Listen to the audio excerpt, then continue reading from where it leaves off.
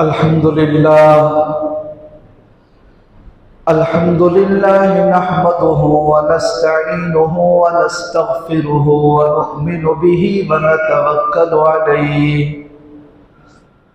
व नऊज़ु बिल्लाहि मिन शुरूरि अंफुसिना व मिन सय्यिआति अअमालिना मन यहदिहिल्लाहु फला मुदिल्ल लहु व मन युद्लिल्हु फला हादिय लहु व नशहदु अल्ला इलाहा इल्लल्लाहु वहदहु ला शरीका लहु व नशहदु अन्न सय्यिदना व सनदना व हबीबना व मौलाना मुहम्मदिन व बारिक व सल्लिम। अम्मा बाद फ़अऊज़ु बिल्लाहि मिनश शैतानिर रजीम। बिस्मिल्लाहिर रहमानिर रहीम। लक़द कान लकुम फ़ी रसूलिल्लाहि उस्वतुन हसना।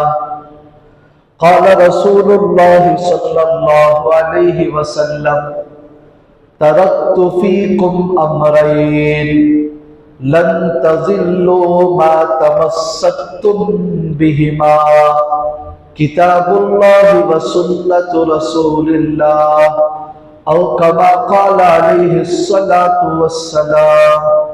सदक़ल्लाहुल अज़ीम व सदक़ रसूलुहुन नबियुल करीम व नहनु अला ज़ालिका लमिनश शाहिदीन वश्शाकिरीन वल्हम्दुलिल्लाहि रब्बिल आलमीन। बुजुर्गान मोहतरम, अजीज दोस्तों,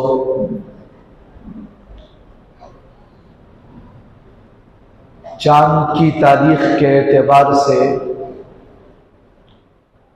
आज 28 तारीख है। एक दो दिन के बाद ये महीना, जिसे सफ़र का महीना कहते हैं, ये महीना ख़त्म होकर दूसरा महीना शुरू हो जाएगा।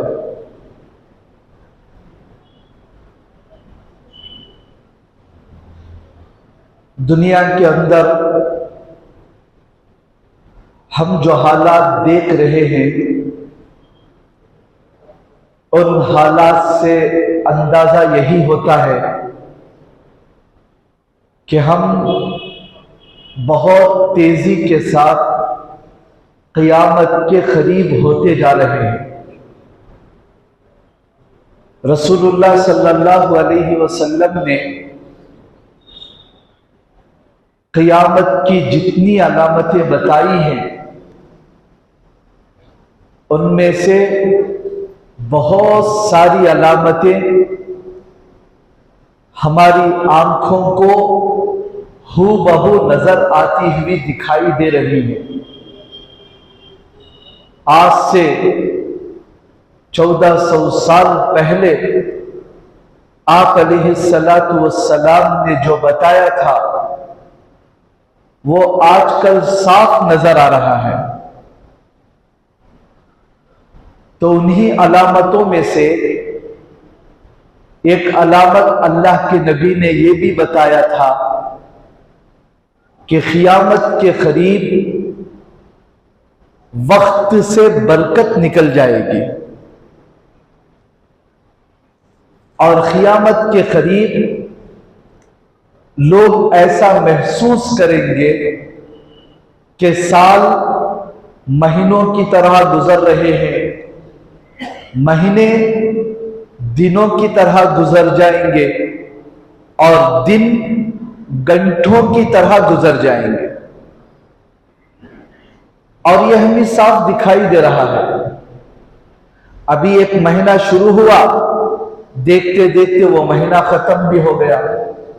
अभी एक साल शुरू हुआ, देखते देखते वो साल भी खत्म हो गया। तो बहरहाल ये सफर का महीना खत्म हो रहा है, उसके बाद एक महीना आ रहा है जिसे अरबी में रबीउल अव्वल कहते हैं। रबीउल अव्वल, रबी के माने आते हैं बहार के, मौसम बहार के।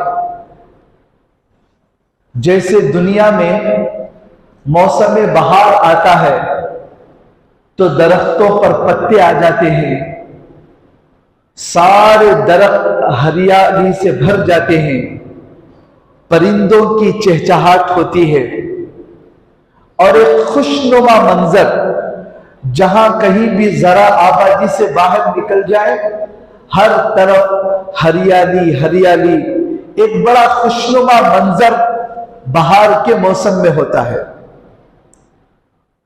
तो उसी को अरबी में रबी कहते हैं।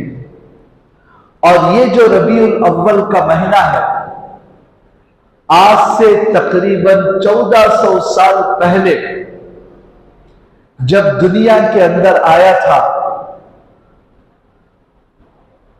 तो उस वक्त इसी महीने के अंदर मेरे और आपके आका हजरत मोहम्मदुर रसूलुल्लाह सल्लल्लाहु अलैहि वसल्लम तशरीफ लाए थे।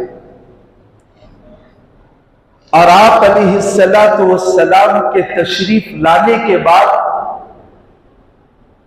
बल्कि लाने से पहले ही दुनिया के अंदर अजीब अजीब इनखिलाबात पैदा हो गए।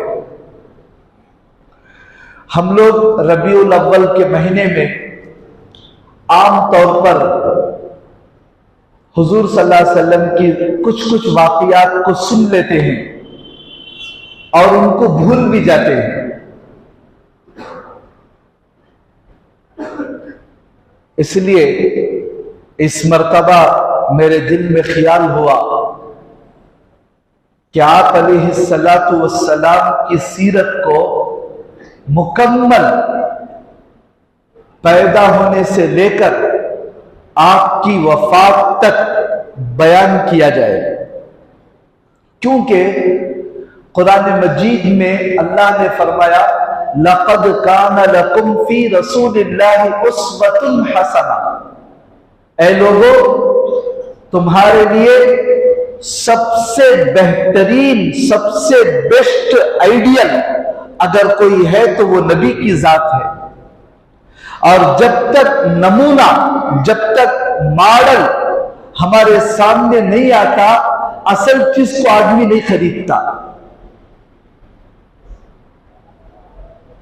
चावल खरीदने जाते हैं तो पहले पूछते हैं कि जरा सैंपल दो, चावल कैसा है देखते हैं। जब पसंद आता है तो बाद में पैकेट को खरीदते हैं। खाने से पहले छोटी सी चीज लेकर चाट कर देखते हैं, सूंघ कर देखते हैं।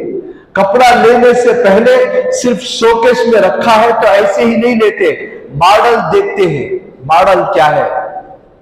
कपड़ों का ड्रेस लेना है औरतें तो उसका मॉडल उनको बताया जाता है कि ये ड्रेस अगर सिलाएंगे और पहनेंगे तो मॉडल कैसा रहेगा, आपके जिस्म पर कैसा दिखाई देगा। जब तक वो मॉडल सामने नहीं आता, खरीदने वाले को इत्मीनान नहीं होता। तो ऐसे ही हम लोगों को भी जब तक नबी की पूरी जिंदगी सामने नहीं आ जाती, हम लोगों को पता ही नहीं है कि नबी की जिंदगी असल क्या है, अल्लाह ने हमारे नबी को क्यों भेजा था, क्या जिंदगी थी अल्लाह के रसूल अलैहिस्सलाम की। आज हम लोगों ने दुनिया में फिल्मों में नाचने वाले, क्रिकेट खेलने वाले खिलाड़ी या और कोई जो स्टार्स हैं, उनको हमने अपना रोल मॉडल बना लिया, उनकी जिंदगी को हमने मॉडल बना लिया और हमारे बच्चों को भी उन्हीं की जिंदगी पेश करते हैं। देखो, जैसे जो लोग चांद पर गए उनके नक्शे कदम पर चलो, जो लोग सूरज में जाने की कोशिश कर रहे हैं उनके नक्शे कदम पर चलो, इनके पीछे चलो, उनके पीछे चलो। हमारे लिए ले देकर दुनिया वालों के लोग मॉडल्स हमारे लिए नजर आते हैं। और ये बात तय है, कसम खाकर अल्लाह के घर में हम लोग कह सकते हैं, अल्लाह की कसम, दुनिया वाले जो चांद पर पहुंच गए हैं उनके नक्शे कदम पे हमारी कामयाबी हरगिज नहीं है। हरगिज नहीं है। फिर किसके नक्शे कदम पर है? जिसके इशारे से चांद 2 टुकड़े हो गया था, जिसके इशारे से डूबा हुआ सूरज निकल के आया था, जिनके एक हाथ के इशारे से हाथ से फव्वारा बनकर पानी निकला था, उन्हीं के नक्शे कदम पर मेरी और आपकी कामयाबी है। एक बात मैं कई मर्तबा बता चुका हूं, हजरत जी मौलाना यूसुफ साहब रहमतुल्लाह अलैह, जो हजरत जी मौलाना इलियास साहब रहमतुल्लाह अलैह के बेटे हैं, अल्लाह ने इन बुजुर्गों से बहुत दीन का काम लिया, दावत और तबलीग की मेहनत दुनिया के चप्पे चप्पे तक पहुंच गई। शराब पीने वाले, बदकारी करने वाले, गफलत में जिंदगियां गुजारने वाले तहज्जुद गुजार बन गए, और उनकी मेहनत की बरकत से पता नहीं दुनिया के अंदर कैसे कैसे इनकलाब आए। और हम लोग ये शान से कह सकते हैं कि आज हमारी जिंदगी इतनी दीनदार है तो बस ये दावत और तबलीग की मेहनत की बरकत से है। तो वो ये फरमाया करते थे, उनकी बयानात के अंदर ये बात लिखी हुई है, हजरत फरमाते थे कि हम इस दावत और तबलीग की मेहनत से 4 तरह का यकीन, 4 तरह का यकीन लोगों के दिलों में बिठाना चाहते हैं। चाहे वो मर्द हो, चाहे वो औरत हो, चाहे वो इल्म वाला हो, चाहे वो जाहिल हो, चाहे वो कहीं भी रहने वाला हो, 4 तरह का यकीन अपने दिल के अंदर, अपने दिमाग के अंदर बिठा ले। ये यकीन तो ये बना ले अल्लाह रब्बुल आलमीन के ताल्लुक से कि अल्लाह सब कुछ के बगैर सब कुछ कर सकते हैं। अल्लाह कुछ करना चाहे, अल्लाह के लिए किसी चीज की जरूरत नहीं है। वो कह देते हैं हो जा, तो बस वो चीज हो जाती है। उनके लिए ना नमूने की जरूरत है, ना मॉडल की जरूरत है, ना किसी असबाब की जरूरत है, बस उनका इरादा हुआ वो चीज हो जाती है। तो ये यकीन हम अल्लाह के ताल्लुक से अपने दिलों के अंदर बिठाएं कि अल्लाह सब कुछ के बगैर सब कुछ कर सकते हैं। और दूसरा ये यकीन बनाएं कि मखलूक, मैं और आप और दुनिया की बड़ी बड़ी पावरफुल जितनी मखलूक है, वो सब अल्लाह की मर्जी के बगैर कुछ नहीं कर सकते। आग जला नहीं सकती, पानी डुबो नहीं सकता, छुरी काट नहीं सकती, शेर किसी पर हमला नहीं कर सकता। दुनिया के जितनी चीज है सब मखलूक है। मखलूक कहते हैं पैदा की हुई चीज। अल्लाह के अलावा अल्लाह ने सबको पैदा किया है। ये आसमान, ये चांद, ये सितारे, ये सूरज, ये हवाएं, ये पहाड़, ये दरिया, ये दरख्त, और मैं और आप, और वहां जंगलात के अंदर रहने वाले शेर, बगर, चीते, सांप, बिच्छू, जो भी है मखलूक के, ये सब मखलूक अपना पूरा पावर अपने अंदर रखते हुए भी अल्लाह की मर्जी के बगैर कुछ नहीं कर सकते। और तीसरा ये यकीन बिठाना है कि हम कामयाबी के जितने नक्शे हैं उन सबको इख्तियार करके नबी का तरीका छोड़कर कभी कामयाब नहीं हो सकते। कामयाबी के सब तरीके हैं, कामयाबी के सब असबाब हैं, सब डिग्रियां मौजूद हैं, सब सलाहियतें मौजूद हैं, लेकिन नबी का तरीका, नबी की फिक्र जिंदगी के अंदर नहीं है, तो ऐसा आदमी सब कामयाबी के असबाब रहते हुए भी नबी के तरीके को छोड़ने की वजह से कामयाब नहीं हो सकता। और चौथा यकीन ये बनाए कि नबी के तरीके के मुताबिक अपनी जिंदगी चल रही है, लेकिन कामयाबी की कोई शक्ल बज़ाहिर नजर नहीं आ रही है, लेकिन अल्लाह उसे कामयाब करके दिखाएंगे। ये 4 बातें हर मुसलमान मर्द औरत अपने दिल के अंदर बिठाएगा, अल्लाह की कसम उसकी जिंदगी संवर जाएगी, सही तरीके पर जिंदगी गुजारने वाला बनेगा। आज हमारे अंदर ये यकीन नहीं है, इसलिए हम लोग नबी की जिंदगी को छोड़कर गैरों के तरीके को अपना रोल मॉडल बनाते हैं। हमने गैरों को जो है अपना आइडियल बनाकर उसके मुताबिक अपनी जिंदगी ढालना चाहते हैं कि हमारा हीरो जैसे बाल रखेगा वैसे मेरे बाल होंगे, वो जैसे कपड़े पहनेगा मैं वैसे कपड़े पहनूंगा, जैसा माहौल माशरे के अंदर जैसा स्टाइल आएगा मैं उस स्टाइल को अपनाऊंगा। देखो आज क्या हालत हो गई हमारे जवानों की, स्टाइल के पीछे चलते चलते। आज भी नजर आए एक साहब अच्छे खासे जवान हैं और पैंट ऐसी फेंटी हुई है कि भिखारी भी पहनना पसंद नहीं करते, सारी पैंट फटी हुई है। भाई ये क्या है? रान नजर आ रही है, गुर्गा नजर आ रहा है, पूरी पिंडलियां नजर आ रही है। कहते हैं कि हजरत स्टाइल है आज का।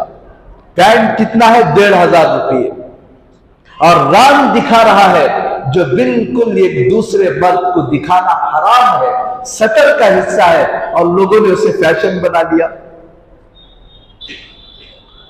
100, 200, 300 रुपये में बेहतरीन लिबास नबी के तरीके का आ जाएगा, लेकिन हजारों देकर गैरों का लिबास अपनाते हैं, लेकिन नबी का तरीका अपनाने के लिए तैयार नहीं। हेयर स्टाइल बदल गया, कपड़ों का स्टाइल बदल गया, क्योंकि हम लोग दुनिया वालों को अपना मॉडल बनाते हैं। मेरे दोस्तों अच्छी तरह जहन में रख ले, अल्लाह की कसम ये दुनिया वालों के लिबास, उनके तौर तरीका हमें कभी भी कामयाबी नहीं दिला सकता। हमारे लिए नजात सिर्फ और सिर्फ नबी के तरीके में और नबी के मंशा के मुताबिक गुजारने में अल्लाह ने रखा है। इसलिए रसूलुल्लाह सल्लल्लाहु अलैहि वसल्लम की जिंदगी को पढ़ने का रिवाज भी बिल्कुल खत्म हो गया। कितनी किताबें अल्लाह के नबी की सीरत पर लिखी हुई है, पढ़ने का रिवाज तो तकरीबन खत्म हो गया। और आजकल सुनने का रिवाज भी खत्म होते जा रहा है, सुनने का रिवाज भी खत्म हो गया।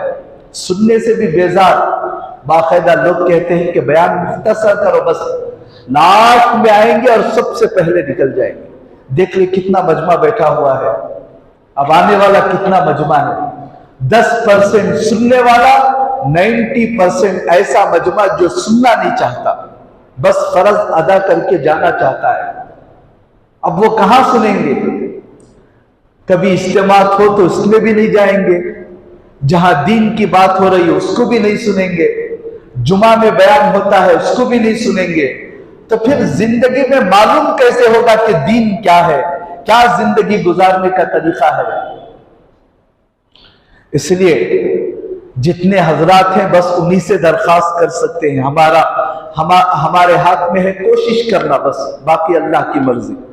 हम लोग तो इरादा करें कि अल्लाह के नबी की जिंदगी को पूरा पढ़ें। जिसको पढ़ने आता है, उर्दू पढ़ने आता है, तो छोटी छोटी किताबें हैं, आदम से मोहम्मद तक, सीरत मुस्तफ़ा, सीरतुन नबी, सीरत खातमुन नबीय्यीन, ऐसे किताबों को लेकर तफसील से पढ़ें। और बड़ी बड़ी किताबें भी है, 10-10, 15-15 जिल्दों के ऊपर किताब है। लिखने वाले एक मुसन्निफ ने नबी के बारे में ऐसी किताब लिखी है, पूरी किताब के अंदर एक नुक्ता भी मौजूद नहीं है। अजीब अजीब लिखने वालों ने लिखा है अल्लाह के नबी की सीरत पर। तो जब हम लोग खुद पढ़ नहीं सकते, लिख नहीं सकते, तो कम से कम सुनकर ही सही। इससे पहले भी शायद 3-4 साल पहले मैंने मुख्तसर नबी की सीरत को बताया है, तो इस मर्तबा फिर इरादा है कि शुरू से लेकर आखिर तक इंशाअल्लाह तफसील से अल्लाह के नबी की जिंदगी को बताया जाए। आज जो है सही सीरत हमारे सामने नहीं आने की वजह से एक तो हमें जिंदगी गुजारने का ढंग ही पता नहीं, और दूसरा लोगों ने इस्लाम को गलत तरीके पर दुनिया के अंदर पेश किया, जिसकी वजह से दूसरी कौमें मुसलमानों से बदजन हो गई और खुद नबी की से बदजन हो गई। नबी के ऊपर एतराजात, उनकी शादियों पर एतराजात, उनके लिबास पर एतराजात, उनके रहन सहन पर एतराजात, क्योंकि सही जिंदगी हमने उन तक पेश भी नहीं की और ना उन्होंने पढ़ी। और मुसलमान भी सुना उनकी बातें सुनकर नाउजुबिल्लाह आज कई मुसलमान को खुद नबी की जिंदगी के ऊपर शक है। क्या ईमान बाकी रहेगा अगर नबी की जिंदगी पर शक करेगा? इसलिए हुजूर सल्लल्लाहु अलैहि वसल्लम के ताल्लुक से, और आज तो सोशल मीडिया का दौर है, फोन के अंदर थोड़ा बहुत सर्च कर लेंगे तो सही मसलक के उलमा आपको बहुत मिल जाएंगे। हाँ, ये भी तहकीक करके किसी आलिम से पूछकर कि हम किसका बयान सुन सकते हैं, वरना आजकल तो सोशल मीडिया के ऊपर गुमराह करने वाले लोग आकर दीन के नाम पर लेबल लगाकर इतनी गुमराही फैल रहे हैं। आज दुनिया का सबसे बड़ा फितना सोशल मीडिया है। जो आया सुन रहे हैं, जो आया फॉरवर्ड कर रहे हैं। अरे भाई, ये सही बात है या नहीं, या अल्लाह के नबी ने कहा है या नहीं, बस जो सुना उसको फॉरवर्ड कर दिया। इसलिए गुजारिश ये है कि नबी अकरम सल्लल्लाहु अलैहि वसल्लम की जिंदगी को मुकम्मल सुनने की कोशिश करें। अल्लाह के नबी अलैहिस्सलातु वस्सलाम की सीरत एक ऐसी सीरत है जिसके ऊपर किताबें लिखने वाले लिखते लिखते थक गए, मगर कोई उसकी गहराई तक नहीं पहुंचा। एक ऐसा समंदर है जिसकी गहराई तक आज तक कोई मुसन्निफ नहीं पहुंच सकता। बल्कि जो भी लिखते हैं वो कह देते हैं कि हमने नबी की सीरत का हक अदा नहीं किया। एक शायर फारसी में उसने शेर कहा है, हजार बार बुशोए दहन बमुश्क गुलाब, हुनूस नाम तू गुफ्तन कमाल बेअदबी। वो शायर कहता है कि गुलाब का पानी ले लूं, रोज वाटर और मुश्क ले लूं, मुश्क से भरा हुआ पानी और बड़े बड़े बोतल में डालकर मेरे कुल्ली करके मुश्क और गुलाब से अपने मुंह को साफ करके उसके बाद नबी का नाम लूं, तब भी मेरा मुंह और मेरी ये जबान इस लायक नहीं है कि अल्लाह के नबी का नाम मैं अपनी जबान पर लाऊं। मुसलमान बादशाहों में एक बादशाह गुजरे हैं, महमूद गजनवी रहमतुल्लाहि अलैह। उनके गुलाम थे अयाज। इनके बहुत सारे किस्से किताबों में लिखे हुए हैं। अयाज का एक बेटा था, उसका नाम था मोहम्मद। अयाज ने मोहम्मद को बादशाह की खिदमत के लिए रख छोड़ा था। वो बच्चा खादिम था। एक मर्तबा बादशाह महमूद गजनवी ने अयाज को आवाज दी कि अयाज अपने बेटे से कहो कि पानी लेकर आए। बेटा वहां मौजूद था और जो काम भी बादशाह को करता था वो बेटे को बुलाकर बोल देते थे, लेकिन इस मर्तबा बेटा वहां मौजूद है। इसके बावजूद बादशाह ने बाप से कहा कि अयाज अपने बेटे से कहो कि पानी लेकर आए। तो अयाज के दिल में बात आई कि शायद बादशाह मेरे बेटे से नाराज हो गई है, मेरे बेटे ने कोई ऐसी गलती कर दी है जिसकी वजह से बादशाह मेरे बेटे का नाम लेकर पुकार कर उसे काम देना पसंद नहीं कर रहे हैं। बहरहाल जो हुक्म था वो कर दिया। बाद में देखा बादशाह ने कि अयाज का चेहरा उतरा हुआ है, तो पूछा कि अयाज क्या बात है, सब खैरियत तो है? तो अयाज कहने लगे कि बादशाह आज आपने मेरे बेटे का नाम नहीं लिया, जो काम हुक्म देना था वो मुझे हुक्म दिया, मेरे बेटे को नहीं पुकारा। तो मेरे दिल में परेशानी हो रही है कि मेरे बेटे ने शायद कुछ गुस्ताखी कर दी होगी, आपका दिल दुखाया होगा। तो महमूद गजनवी मुस्कुराकर कहने लगे, अयाज ऐसी कोई बात नहीं है, तुम्हारे बेटे का नाम मोहम्मद है और जब भी मैं तुम्हारे बेटे को पुकारता हूं वजू के साथ पुकारता हूं, और जब मेरा वजू नहीं होता तो तुम्हारे बेटे का नाम भी मैं अपनी जबान पर नहीं लाता। वक्त का बादशाह है, लेकिन नबी के नाम की अजमत देखिए कितना है। फिर जुल्फिकार साहब दामद बरकातुहुम ने एक स्कूल के बच्चे का वाकया सुनाया। एक स्कूल में एक बच्चा था, यतीम बच्चा, जिसके बाप का इंतकाल हो गया था, छोटा बच्चा था। उस स्कूल के अंदर जो टीचर थे उर्दू पढ़ाने वाले, इस बच्चे को और सारी क्लास को नात पढ़ाते थे। वो नबियों में रहमत लक़ब पाने वाला, मुरादे गरीबों की बर लाने वाला बेहतरीन नात है, वो नात सिखाया।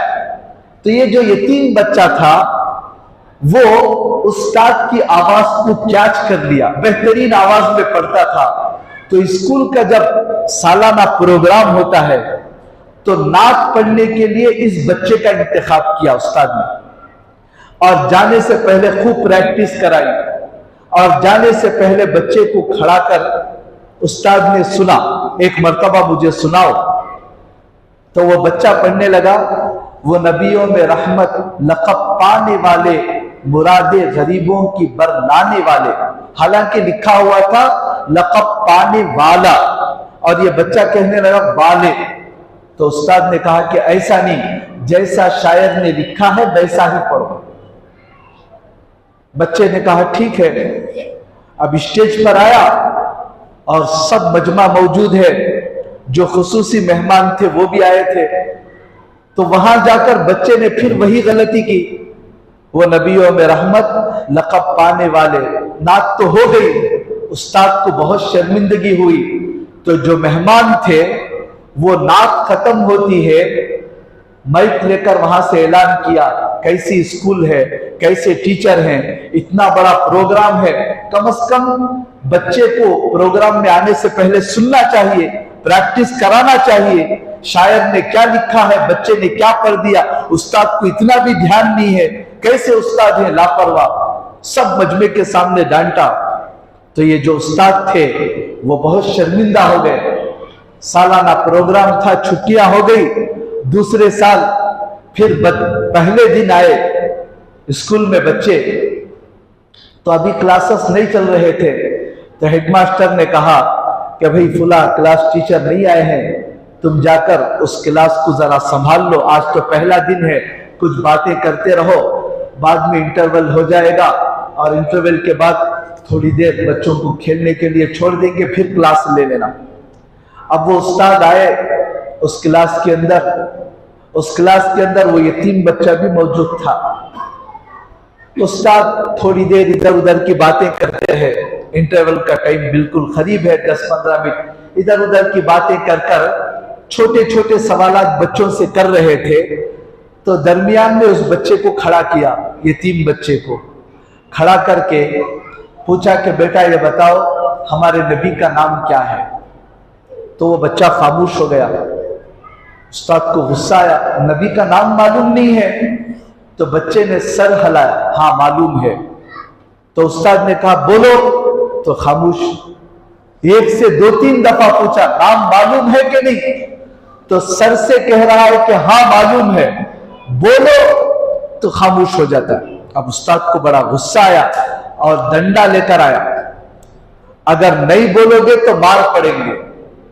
बच्चा खामोश था और सारे क्लास के बच्चे हैरान थे, क्योंकि ये था यतीम बच्चा, लेकिन क्लास में सबसे फर्स्ट नंबर पर पढ़ने वाला था, हर सवाल का जवाब देने वाला। अब ये इतना मामूली सा जवाब नहीं दे रहा है, बच्चे भी परेशान।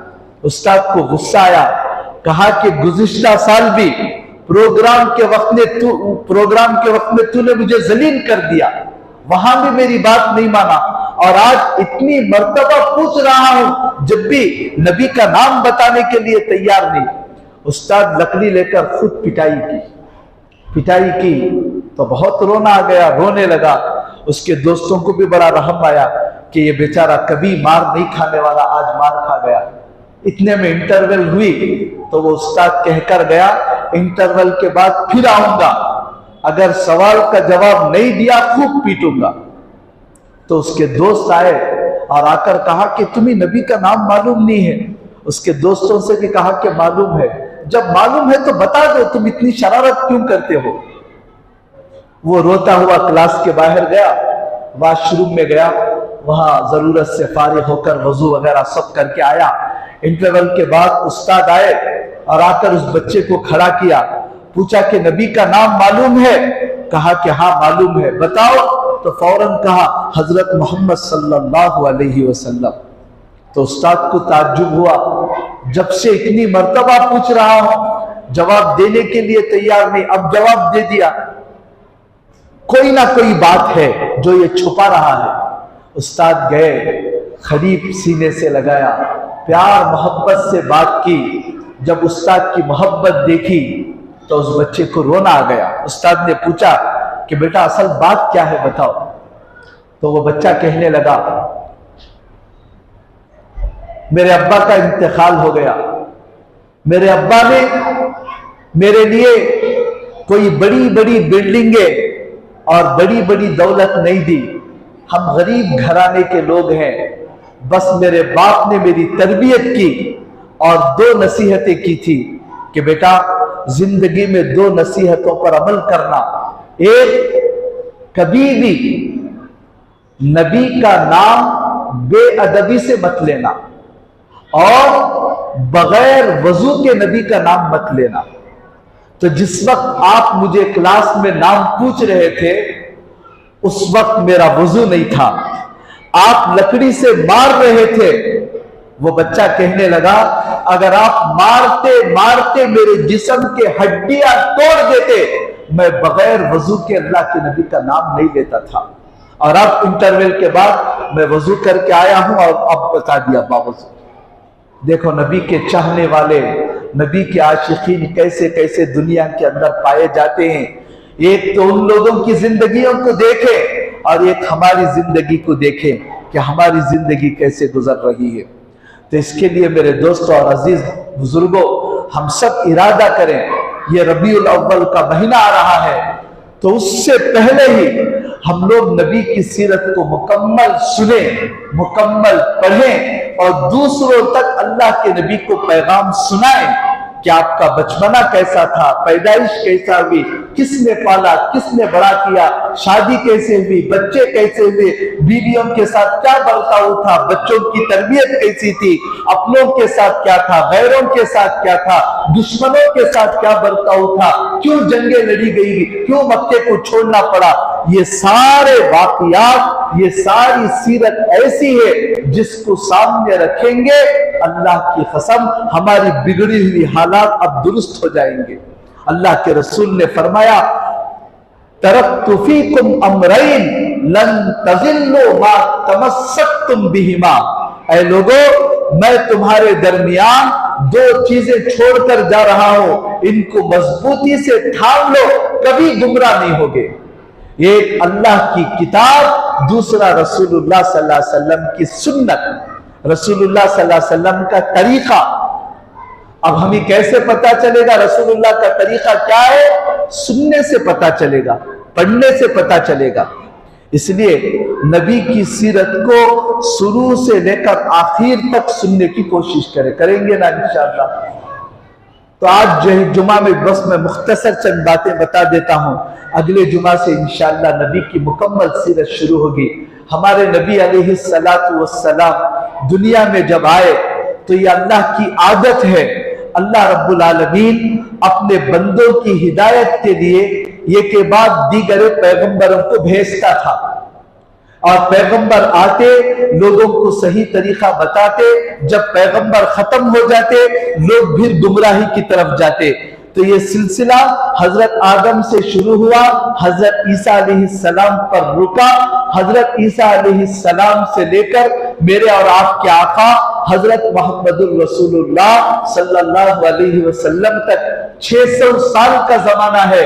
इस 600 साल के जमाने में कोई नबी नहीं आया, लेकिन हजरत ईसा की इंजील मौजूद थी, हजरत मूसा की तौरात मौजूद थी, मूसा अलैहिस्सलाम को मानने वाले यहूदी मौजूद थे, ईसा अलैहिस्सलाम को मानने वाले नसरानी मौजूद थे।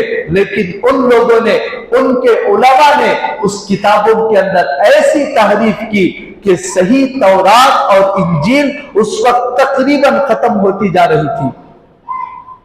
कहीं कहीं दुनिया में सही अल्लाह की इबादत करने वाले थे, वरना वो लोग भी कुफ्र, शिर्क और गलत अकायद के अंदर मुब्तला हो गए। तो खास तौर पर वो इलाका जिसे मैं और आप मक्का मुकर्रमा कहते हैं, और मक्का मुकर्रमा जिस इलाके में है, हिजाज, आजकल उसे सऊदी अरबिया कहते हैं, तो पहले उसका नाम था, पुराना नाम हिजाज।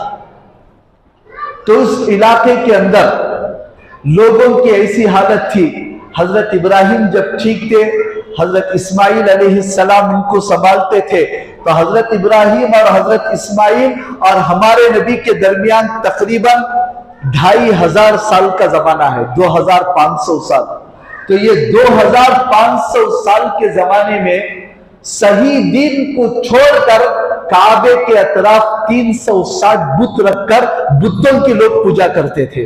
सफा मरवा के अंदर भी बुत थे, काबे के पास भी बुत थे, और ऐसे ऐसे गलत तरीके हिजाज के अंदर जारी हो गए थे। अल्लाह की पनाह, पुरानी किताबें हिजाज की तारीख की अगर पढ़कर देखेंगे तो हमारी रूह कांप जाएगी। इतना जुल्म सितम, इतनी जहालत उन लोगों के अंदर थी। लिखा है किताबों के अंदर कि 2-4 आदमी बैठते, तीर लेकर बैठते और आपस में बात करते कि तीर अंदाजी में तू पहले नंबर पर है या मैं पहले नंबर पर हूं। यानी दोनों आपस में बात करते कि तीर जब चलाएंगे तो निशाना किसका लगेगा। अब दोनों में बिडिंग होती थी, और बिडिंग कैसी, कोई आदमी बेचारा जा रहा है तो उसको पकड़कर एक दरख्त से बांध देते और दूर में बैठकर तीर लेकर आपस में बात करते, ये तीर उसके आंख को लगेगी या पेशानी को लगेगी, और ये जैसा कहता वो चलाता। कभी तीर पेट को लगती, कभी आंख को लगती, कभी नाक को लगती, वो बेचारा खून में लथपथ चीखता हुआ मर जाता, और ये सामने वालों को कानों के अंदर जूं तक नहीं रोकती कि एक इंसान को कैसे तड़पा तड़पा कर मारा जा रहा है। रहम नामी चीज खत्म हो गई थी। थोड़ी सी बात पर 40 साल तक लड़ते थे, 40 साल तक। थोड़ी सी बात, सीरत की किताब में लिखा है, एक आदमी ऊंट के ऊपर बैठकर जा रहा था, दूसरा आदमी भी ऊंट के बैठकर जा रहा था, और दोनों का मकसद था अपनी ऊंट को पानी पिलाना, एक घाट में पानी पिलाना। पानी पिलाने के लिए जा रहे थे। इत्तेफाक से जो पहले जा रहा था उसे पीछे डालकर ये पीछे वाला सामने आगे बढ़ गया। बताओ कौन सी बड़ी गलती की। जाकर ऊंट को पानी पिला दिया तो इसको गुस्सा आ गया कि मेरे ऊंट से पहले जाकर पानी पिलाता है। इतनी बात में तलवार लेकर उसका सर उड़ा दिया। अब उसके खानदान वाले आए, कहा हमारे बाप को मारता है, तो ये इसके बाप को मार दिया, वो उसके बाप को मार दिया, ये इसके खानदान के एक आदमी को मारा, वो उसके खानदान के एक आदमी को मारा। दुश्मनी ऐसी चली कि मरने वाला बूढ़ा आदमी अपने बच्चों को बुलाकर कहता था, फुला खानदान से हमारी दुश्मनी है, तुम इस दुश्मनी को ऐसे ही बरकरार रखना। तो छोटी सी गलती करने वाले दोनों चले गए, लेकिन उस गलती पर वो खानदान 40 साल तक लड़ता रहा। कैसी जहालत आम थी। अल्लाह ने इसलिए पूरे हिजाज के अंदर कहत साली को मुसल्लत कर दिया। ऐसी कहत साली, ऐसा भूख कि भूख को बर्दाश्त किए बगैर कीड़ों को पकड़कर खा लेते थे वो लोग। जहालत ऐसी आम थी। शराब पीना, और जिस घर के अंदर बहुत पुरानी शराब होती थी, फखर के साथ आकर कहते, आकर हमारे घर में देखो 100 साल पुरानी शराब रखी हुई है। फखर समझते थे शराब पीने को, पुरानी शराब रखने को। और औरतों पर तो अल्लाह की पनाह वो जुल्म होता था, अगर किसी को लड़की पैदा होती उठाकर बाप वहीं पर पटक देता था। और लड़की का बाप अगर कोई बन जाता तो घर से बाहर निकलने को शर्म महसूस करता था कि लोग क्या कहेंगे कि ये लड़की का बाप बन गया। हदीस पाक में आया है, एक सहाबी आए अल्लाह के रसूल के पास, आकर कहने लगे, अल्लाह के रसूल, मैंने जमाने जाहिलियत में एक गलती कर दी। पूछा क्या गलती की? कहा कि मेरी एक बेटी थी, बड़ी प्यारी बेटी थी, जब मैं पुकारता था वो दौड़ कर आती थी और अपनी ततली जबान से पुकारती थी। लेकिन चूंकि हम लोग जाहिलियत के जमाने में थे, लड़कियों के बाप होने पर शर्म महसूस करते थे।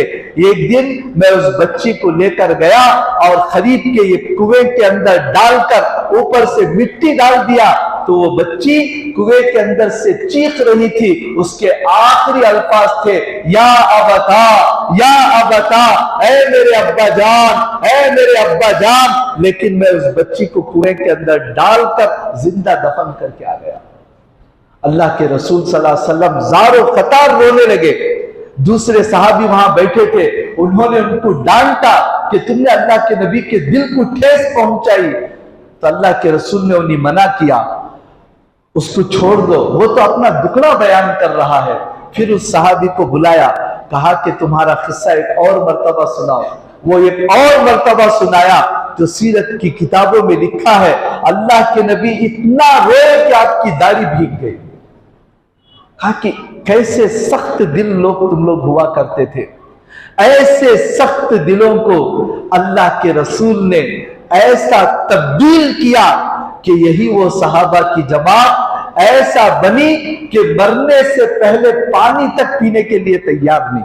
मर रहे हैं जंग के मैदान में, पानी के लिए तड़प रहे हैं, पानी लेकर आए तो पास में एक पड़ोसी तड़प रहा था, उसने आह कर दी तो पीने से पहले कहा कि पहले मेरे भाई को पिलाओ, मैं बाद में पीऊंगा।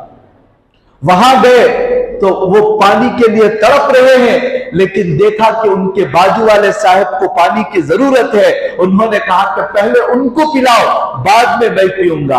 अब ये तीसरे के पास गए तो तीसरे की भी ख्वाहिश हुई, पहले वहां उनको पिलाओ। जब उनके पास गए तो चारवें आदमी इंतकाल कर गए थे।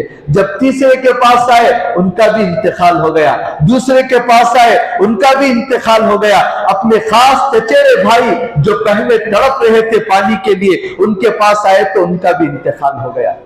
तड़प तड़प कर मर गए, लेकिन अपने एक भाई से पहले पानी पीना पसंद नहीं किया। कैसे सिफात सहाबा इकराम के बने। इसलिए नबी की सीरत को अपनाने में, नबी की जिंदगी को सामने रखकर अपनी जिंदगी गुजारने में हमारा इस वक्त के हालात का हल है। अल्लाह ने नबी की जिंदगी को नमूना बनाया तो क़यामत तक उम्मत के ऊपर जैसे भी हालात आएंगे उनका हल अल्लाह के नबी की सीरत में मिल जाएगा, क्योंकि नमूना बनाया है और नमूना क़यामत तक के लिए बनाया है। तो क़यामत तक के मसाइल का हल अल्लाह के नबी की सीरत में मौजूद है। इसी इरादे से दिल में बात आई कि अल्लाह के नबी अलैहिस्सलाम की सीरत को मुकम्मल बयान करें। इंशाअल्लाह अगले जुमा से बयान की जाएगी, लेकिन गुजारिश ये है कि पूरी सीरत को सुने। ऐसा नहीं कि 1:45 बजे आए, 1:30 बजे आए, आखिर की चंद बातें सुन लिए चले गए, फिर पूरी सीरत मालूम नहीं होगी। या तो आप इतने मशगूल हैं तो पढ़िए कहीं पर, या किसी से सुनिए, या वक्त निकाल कर कोई पढ़कर आ रहा है तो कम से कम उनकी बातों को तो सुने। इससे तो हमें जो है अल्लाह के नबी की पूरी सूरत का इल्म हो जाएगा। अल्लाह हम सबको अमल की तौफीक अता फरमाए। आमीन। व आखिर दावाना अनिल हम्दुलिल्लाहि रब्बिल आलमीन।